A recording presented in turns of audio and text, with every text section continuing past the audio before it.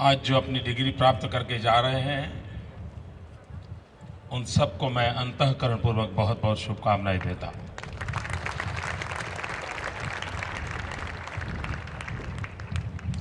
और मुझे जीएनएलयू पर उतना भरोसा है कि आप सब सफल होंगे और आपकी सफलता के कारण जीएनएलयू की भी प्रतिष्ठा दिनों दिन बढ़ती जाएगी। मित्रों, ये दीक्षांत समारोह हमारे शास्त्रों में अगर देखा जाए तो सबसे पहला उसका उल्लेख तैत्रेयी उपनिषद में आता है, जिस समय पहला कॉन्वोकेशन हुआ था और बाद में भिन्न भिन्न समाजों में भिन्न भिन्न प्रकार से ये परंपराएं आज भी चल रही है। धीरे धीरे करके वो समारोह एक विशिष्ट प्रकार के वेश, कुछ प्रमाण पत्र और कुछ उपदेश यहां तक सीमित हो गया है। लेकिन एक कालखंड था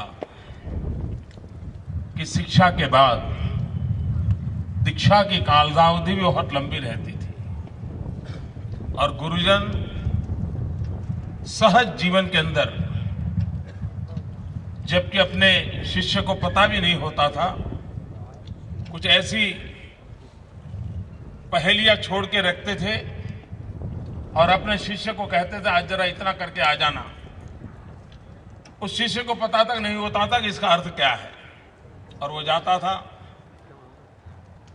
अपने मार्ग पर उसको पूर्ण करने की कोशिश करता था और गुरुजन उसको बहुत माइन्यूटली ऑब्जर्व करते थे और उसके आधार पर तय करते थे कि इसने शिक्षा को जीवन में ग्रहण किया है कि नहीं किया। और दीक्षा का मतलब यह होता था कि शिक्षा को जीवन में कितना ग्रहण किया है।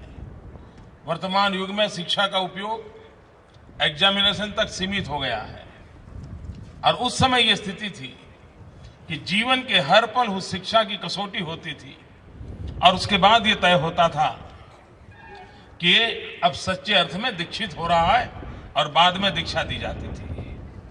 भाइयों बहनों, जब हम विद्यार्थी काल में होते हैं तो वो उत्तम कालखंड होता है। हर पल कोई न कोई होता है जो हमें उंगली पकड़ करके चलाता है। कहीं इधर उधर जाते हैं तो कोई कहता है कि नहीं नहीं इधर मत जाओ, उधर चले जाओ। कभी कठिनाई के पल होते हैं तो कोई होता है हाथ पकड़ करके हमें विश्वास देता है, आश्वासन देता है। वो ऐसा कालखंड होता है कि हर पल हमें कहीं न कहीं से मदद मिलती है और हम प्रोटेक्टेड होते हैं। हमारे टीचर्स होंगे, हमारी फैकल्टीज होगी, हमारी यूनिवर्सिटी का एनवायरनमेंट होगा, कोई न कोई होता है जो हमें हर पल कहीं न कहीं रास्ता दिखाता है, हमें गाइड करता है। हम प्रोटेक्टेड एनवायरनमेंट में होते हैं। लेकिन एक बार हम डिग्रीधारी होने के बाद बाहर निकलते हैं तब जीवन की कसौटी शुरू होती है। तब हमें गाइड करने वाला कोई नहीं होता है। हर पल रास्ते खुद को चुनने होते हैं। मंजिल तय करना मुश्किल नहीं होता है, लेकिन रास्ते तय करना मुश्किल होता है और रास्ते पार करना भी मुश्किल होता है। और इसलिए जीवन की कसौटी इसके बाद शुरू होती है। और जब यहां से जीवन शुरू होता है तब यहां की हर पल हमें याद आता है कि यार कैसा वो मजा था। और आप लोग तो भाग्यवान हैं, 2 कैंपस में आपको अध्ययन करने का अवसर मिला है, तो पुराने कैंपस की यादें भी रहेगी, नए कैंपस की भी यादें रहेगी। और एक प्रकार से यूनिवर्सिटी का फॉर्मेटिव स्टेज था, तो काफी कठिनाइयों को भी आपने झेला होगा। तो अब जब बड़े हो जाएंगे, आप आगे जाएंगे, तो आप अपने जूनियर्स को बताएंगे कि मैं कितनी कठिनाइयों में गुजरात से पढ़ करके आया हूं, वहां कितनी कितनी दिक्कतें थी, हॉस्टल भी नहीं थी, कैसे हम दिन गुजारा करते थे, वो सारी स्मृतियां आपके साथ होगी।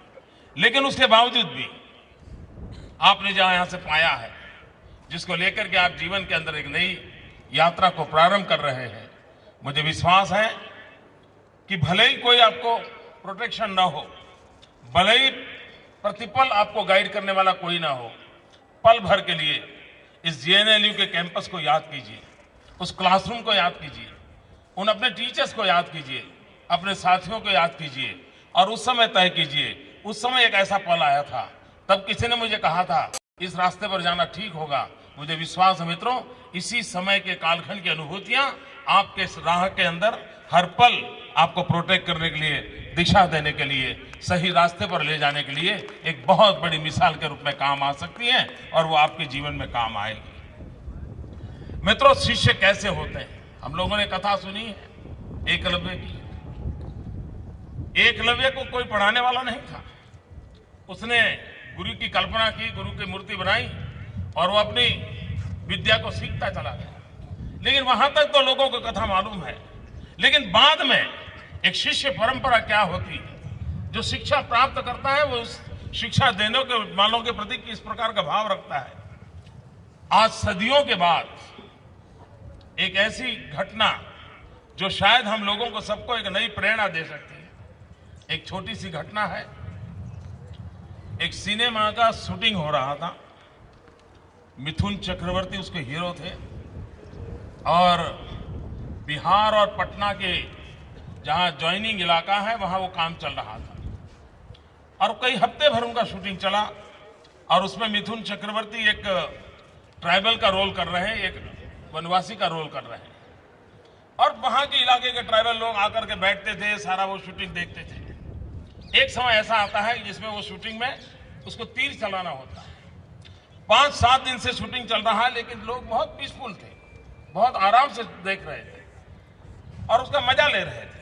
लेकिन जिस पर वो तीर चलाने की शूटिंग हो रहा था, अचानक सब लोग गुस्से में आ गए और सारे दौड़ करके अंदर चले आए और मिथुन चक्रवर्ती के हाथ से उन्होंने वो तीर कमान छीन लिया। सब लोग घबरा गए, वहां पुलिस की व्यवस्था थी, सब लोग डर गए। सबको हुआ भाई क्या हुआ, अचानक ये लोग क्यों मारने के लिए तुले हुए? तो उन वनवासियों ने कहा कि तुम मेरे पूर्वजों का अपमान कर रहे हो। सब चौंक गए, स्क्रिप्ट राइटर भी हैरान हो गए कि क्या बात हो गई।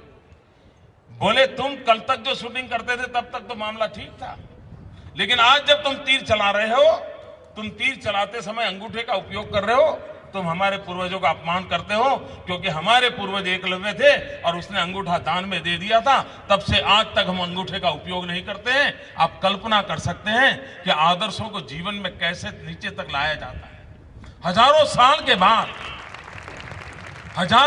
के बाद आज भी उस समाज के अंदर ये भाव है कि मेरे पूर्वज ने अंगूठा दान में दे दिया था और इसलिए हम और आज भी उस क्षेत्र के वनवासी जो हैं वो तीर चलाते हैं, अंगूठे का उपयोग नहीं करते। उन्होंने उस प्रकार से कला को हासिल किया है क्योंकि उसके पूर्वज ने इस परंपरा को निभाया था। मित्रों, शिष्य भाव कैसा हो सकता है, इसका एक उत्तम उदाहरण है।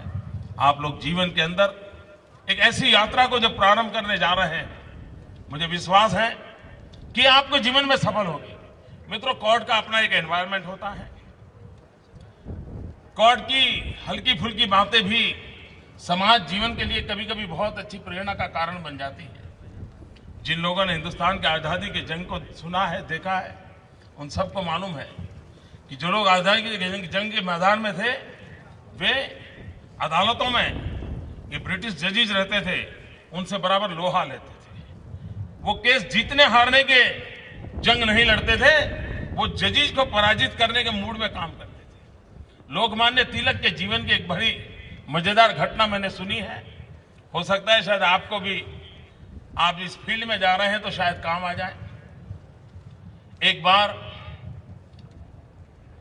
किसी केस के वजह से डेट थी, लोकमान्य तिलक जी कहीं और बिजी थे तो उनके जूनियर को वहां पहुंचा गए।